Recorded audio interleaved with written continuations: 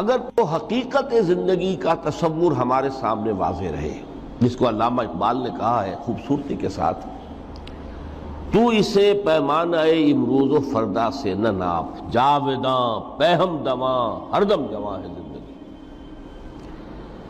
یہ جو اللہ کی خلاقی کا نقطہ عروج ہے انسان، کلائمیکس آف ہز کریشن، قرآن مجید میں کہا گیا خلقتہ بیدی، میں نے اسے اپنے دونوں ہاتھوں سے بنایا۔ وَلَقَدْ كَرَّمْنَا بَنِي آدَمَ وَحَمَلْنَاهُمْ فِي الْبَرِّ وَالْبَحْرِ وَرَزَقْنَاهُمْ مِنَ الطَّيِّبَاتِ وَفَضَّلْنَاهُمْ عَلَى كَثِيرٍ مِّمَّنْ خَلَقْنَا تَفْضِيلًا۔ یہ اس کی شان ہے، جس کے بارے میں دو جگہ فرمایا فَإِذَا سَوَّيْتُهُ وَنَفَخْتُ فِيهِ مِن رُوحِي،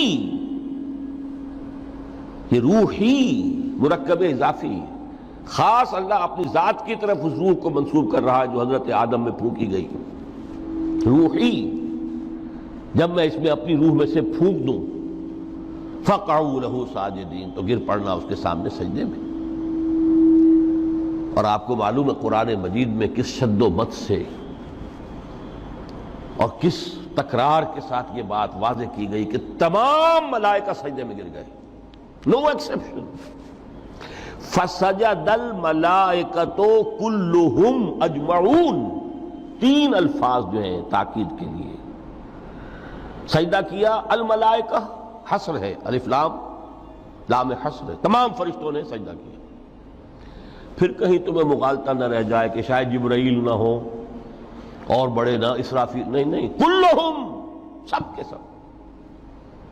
پھر مزید کہیں تمہیں شبہ نہ رہ جائے اجمعون، سب نے سجدہ کیا۔ وہ انسان جو ہے اس کی زندگی یہ 30 35 40 50 60 70 80 برس نہیں ہے، اس کی زندگی بہت طویل ہے، بہت طویل ہے۔ میں آج اس حیات انسانی کے دو پہلو تو وہ ہیں جو اکثر لوگوں کے علم میں ہیں، حیات دنیاوی یعنی دنیا میں پیدائش سے لے کر موت تک، یہ ایک وقفہ ہے۔ پھر یہ کہ اس کے بعد حیات اخروی ہے جس کا آغاز ہو جائے گا عالم برزخ سے، پھر بعث بعد الموت ہے، پھر حیات اخروی، یہ سب جانتے ہیں۔ لیکن یہ کہ اس دنیا میں آنے سے پہلے بھی ہم ایک زندگی گزار آئے ہیں، اور بدقسمتی سے اس کا تصور بہت کم لوگوں کو حاصل ہے۔ اور عہد حاضر کے جو ریشنلسٹ قسم کے اقلیت زدہ میں کہتا ہوں انہیں، یا اقلیت گزیدہ، اقلیت سے ڈسے ہوئے لوگ، وہ ان چیزوں سے اباع کرتے ہیں، دور بھاگتے ہیں۔ ہماری پہلی تخلیق ہوئی تھی عالم ارواح میں، الارواح جنود مجندہ، لشکروں کے لشکر تھے۔ آدم سے لے کر آخری انسان جو دنیا میں پیدا ہوگا قیامت تک، سب کی ارواح عالم ارواح میں پیدا کر دی گئی۔ وہاں عہد لیا گیا الست بربکم قالوا بلا، کیا میں تمہارا رب نہیں ہوں، مالک نہیں ہوں؟ ہم سب نے عہد کیا تھا، کیوں نہیں؟ شہیدنا، ہم گواہ، یہ عہد الست۔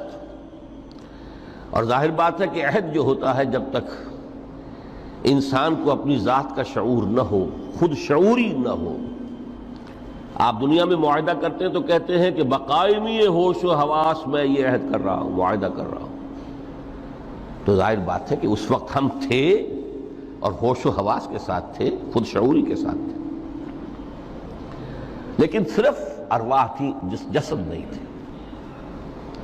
اور یہی ہے وہ مقام جس کے بارے میں حضور نے سے جب پوچھا گیا کہ متى وجبت لک النبوۃ یا رسول اللہ، اللہ کے رسول آپ کو نبوت کب ملی؟